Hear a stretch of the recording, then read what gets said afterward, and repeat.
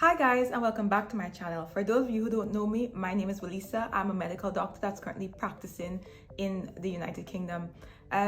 In particular, I'm an emergency medicine trainee, and it's been so long since my last video because I've just been trying to balance work with gym, and also I've been studying for my FRCEM Primary, which I took a few days ago. This video actually is about tips and tricks of which I wish I knew going into the examination. I've actually written notes on my laptop, so if you see me looking down, it's because I have all these notes written down because I don't want to miss anything. I hope that this video is helpful for those of you who are preparing for the examination, well, the next examination, whenever you take the examination.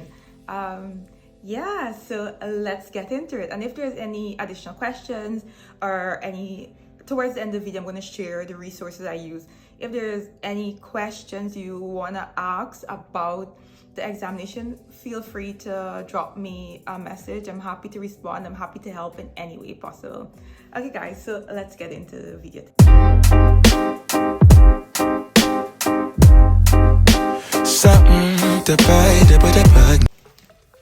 Okay, so they make you sign a non-disclosure agreement when you take the examination, so I'm unable to go over like specific questions that were in the exam, but I can give you a general idea of what the exam was like.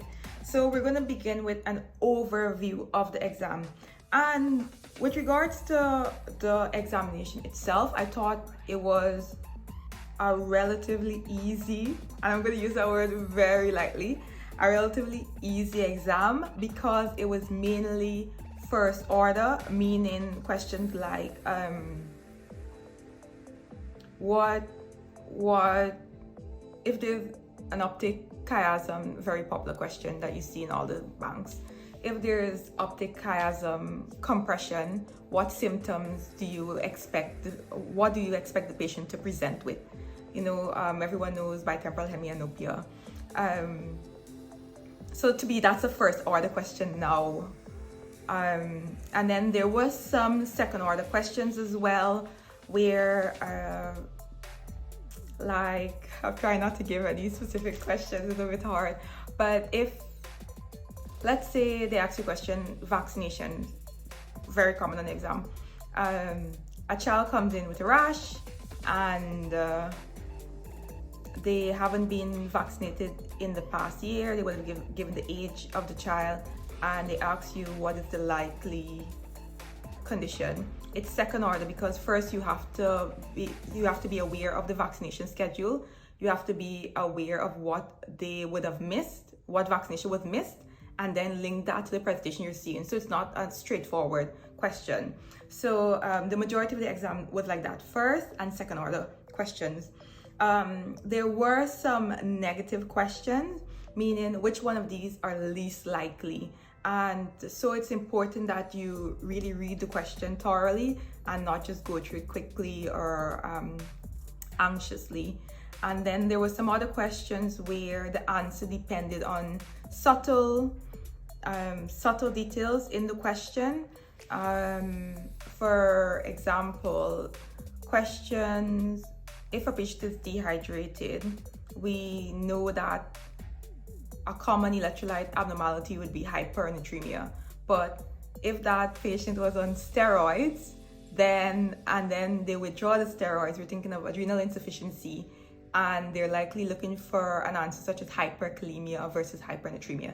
So things like that, where the answer was conditional and it looked like if there was more than one correct answer, but actually if you get what they were asking, there was only one true answer. So I think if you're good at deciphering, and that's a bad word because it makes it seem as if it's a puzzle, it's not.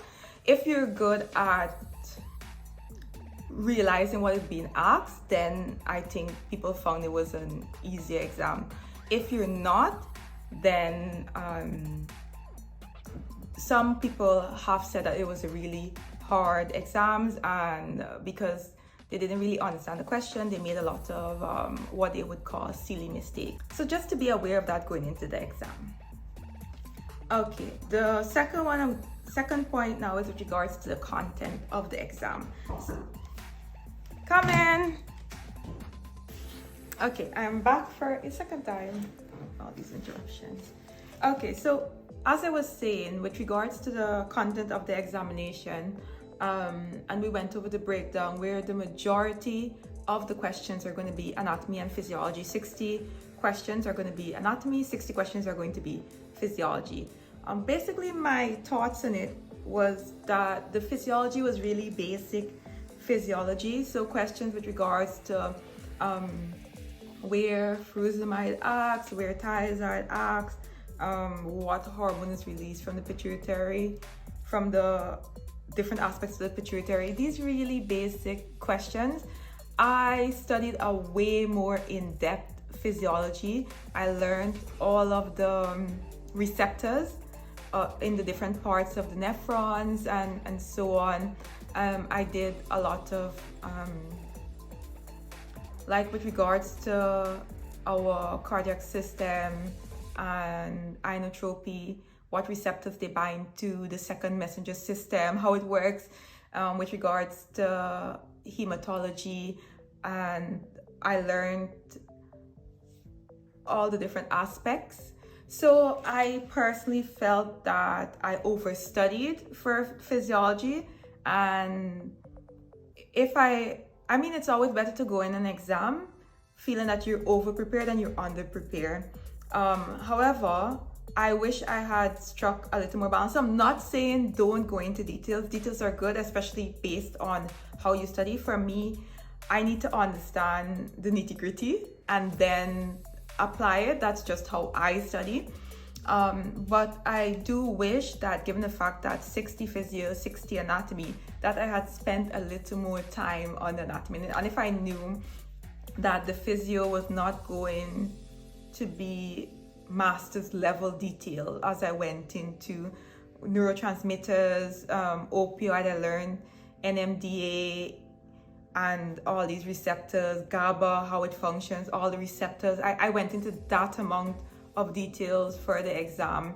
I probably wouldn't have gone that detail. I think it's good to get a general idea, but if you have to sacrifice one for the other, it's probably not smart, and it's good to find balance. So I'm not saying don't be detailed, because as I said, it's always better to be over-prepared. But let's say you're running short on time, then it'd be good to find a balance between the two.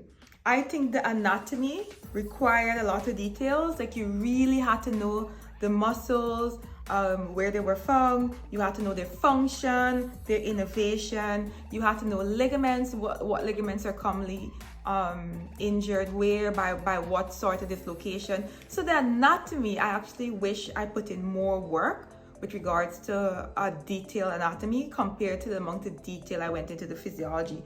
So I think that's just something to be aware of. Again, I'm not telling you to keep it simple.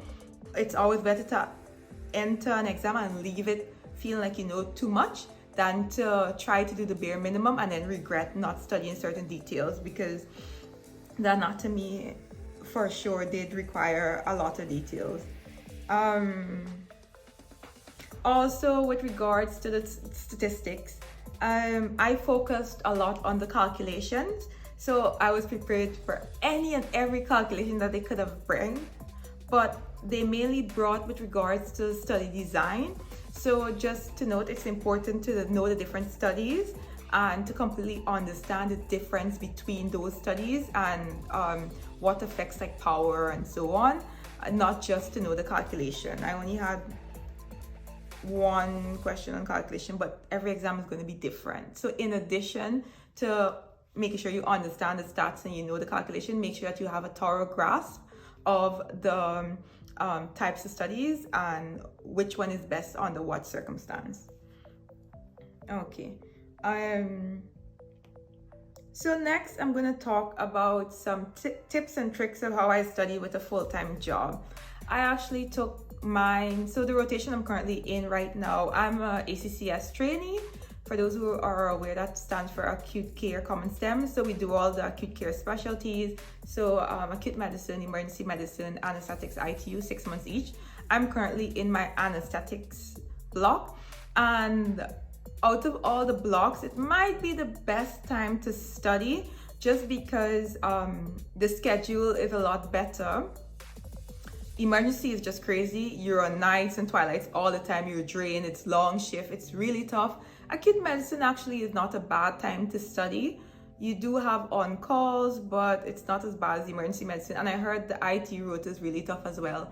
For ITU, from what I can see, we're mainly on nights and twilights. So again, and it's a lot of 12-hour shifts with regards to ITU. So it might not be the most ideal time to study. I'm not quite sure what the day-to-day is like on ITU. I know on emergency medicine, there's no time to study on the shift. Acute medicine is variable. I was at a very busy hospital, so that wasn't possible for me. With anesthetics though, of course, once the patient is asleep and everything is stable and there's nothing going on, you can do 1 or 2 questions while you're in theater, so that works out. One thing I wish I knew with regards to anesthetics, I have never done any anesthetics before. So for me, it was challenging because I had a whole specialty I've never done. I have to get to know all the basics around that specialty. I have to build my skills up. I have to meet my portfolio requirement. So actually, I found the beginning of anesthetics quite draining because of all the mental work I was putting in to try to get to competent level in the specialty so that I'll be able to function more independently, or with less direct supervision, I should say. Oh, my light. Sorry guys, but let me complete that thought. With indirect supervision. So even though everyone hails it as a really nice time, one of the best time, yes and no. So I just want you to be aware of that. It does require a lot of you. There is a lot of work you have to put in for the specialty itself. So imagine doing anesthetics and at the same time still functioning and trying to study for an exam. So don't take any of that for granted. I prepared for the exam. I started studying, I would say September, October, November. It was December. So about 3 months. I took 3 months to study for the exam. However, if I knew anesthetics was challenging in that regard, with regards to having a steep learning curve, I probably would have started studying earlier. So when people advise you that it's a great time to study, please be aware of these factors. We're gonna take another little break here as I sort out my light again, and then I'll be back to talk a bit more on tips and tricks and how I studied on a full-time job, and finally to get into the resources I used. Okay guys, I'm back again. Not quite sure how long my light will last this time because I haven't fully charged it. I'm hoping it lasts enough for me to complete the video. So tips and tricks. I've already told you about how I felt about the different specialties. Of course, if you're not in the UK, this doesn't apply to you. You need to be able to assess your workload, how you feel after, whatever else you have going on in your life. I know some people have children, and that is another big factor with regards to studying. So take all that into account as you choose your study time and how long you think you need to prepare for the exam. Just some other really quick tips and tricks. So I tend to study in the morning before work. So I'd wake up about 5 o'clock, I do a few questions, and then after work, I made use of public transportation. So on my way to work, the journey is an hour via bus, and in that time I would do 20 questions, and then that was really quick. I'm just going to continue this video without light, and I did 20 questions back from work. So just in my transit to and fro work, I did a total of 40 questions, which was really great. I would say make a schedule and hold yourself accountable. I did a tick box system and I found it was really helpful, and I felt good when I ticked off, yes, completed the task I set out, and not so good when I had to put it to the next day. So that was just my little trick of how I held myself accountable. If you have a study buddy, that might be a good way of having someone to hold you accountable for your goals and what you set. My next point is actually find a study buddy. And what I mean by a study buddy, it doesn't have to be someone who's also taking the same exam as you. Some of my friends, I studied with them, they're preparing for a completely different exam, and just being in the presence of someone who's also studying, it helps you to overcome all the, oh, I'm tired, I don't have time, it helps you to overcome that. If you're a person that enjoy having someone who studies the same thing as you, so you can bounce ideas back and forth and discuss, that's even better. Again, know yourself. I don't think I'm that person, at least not anymore. I haven't studied like that since medical school. I did it very briefly and then I started studying on my own.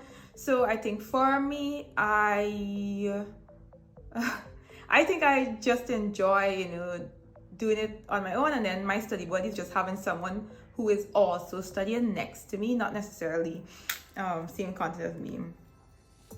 Breaks are important. So I was still going to the gym because, as you know, exercise has a positive impact on your brain, hippocampus, memory, all that good stuff. With regards to how long that takes to kick in, I'm not sure. But I have been exercising for years, so hopefully everything is looking good there. No, but on a more acute basis, I'm not saying that, if you start exercising a week before the exam, your brain is going to be better. That's not what I'm saying. What I am saying is that when I don't exercise, I feel yucky, if that makes sense. So for me, it was important in studying for exam and then finding time. So what I did, I lessened the amount of time. If I normally spend 2.5 hours in the gym, I was only spending like an hour. I try to do more intense workout, and so that allows shorter time, less breaks, and so on. So I just made it work because exercise is a big part of my life. A few health tips. Very important to stay hydrated. As you're aware, neuronal function is linked to the level of dehydration in your body. So continue staying hydrated is important, and try to incorporate brain foods that would stimulate neuronal development, growth, and spread. So finally, the part I think everyone has been waiting on: what resources I use. So a disclaimer is that the resources I use is based on the type of learner I am.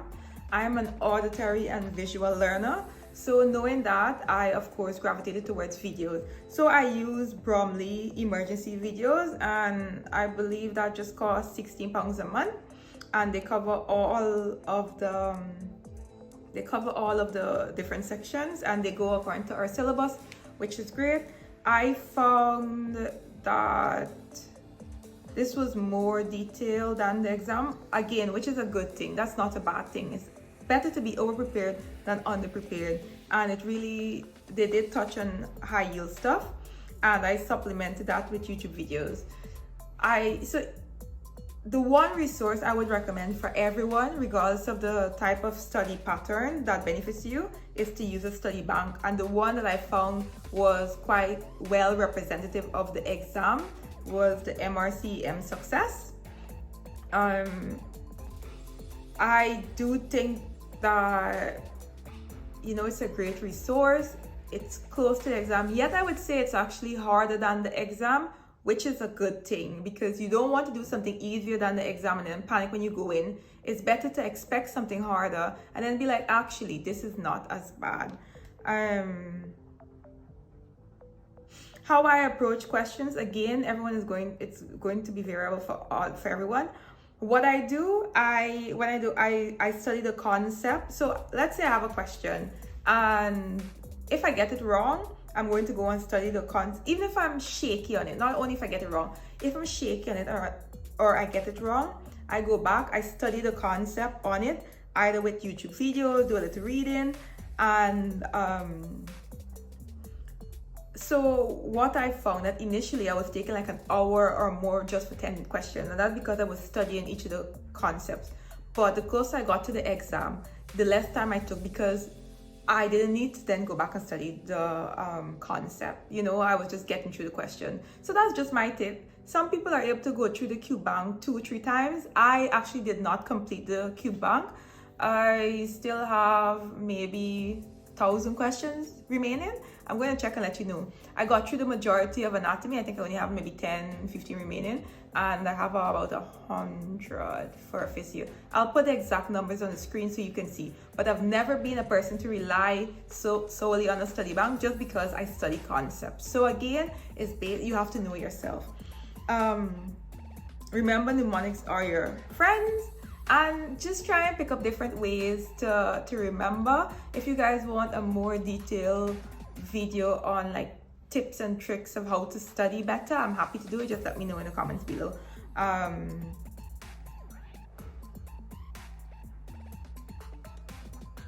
Yeah, I think that's it. With that, I just want to say good luck in your preparation for the examination. I really hope this video helped, and I just wanted to reinforce that I'm not trying to say it's an easy exam and you don't have to put in the work. I think I found it was a good exam because I went above and beyond for it. And when I say it's an easy exam, I'm not saying, oh, I aced it. I'm saying whatever the outcome is based on my deficits, and not that the examiners were trying to trick me. It's either I knew it or not, and that's on me, and I am accountable for the outcome. So when I say something is easy, that's what it means. Yeah, so I really do hope that you found this helpful. And yeah, like again, any topic you want me to cover, any clarification, do drop a message below. And all the best, everyone. That's it. Bye.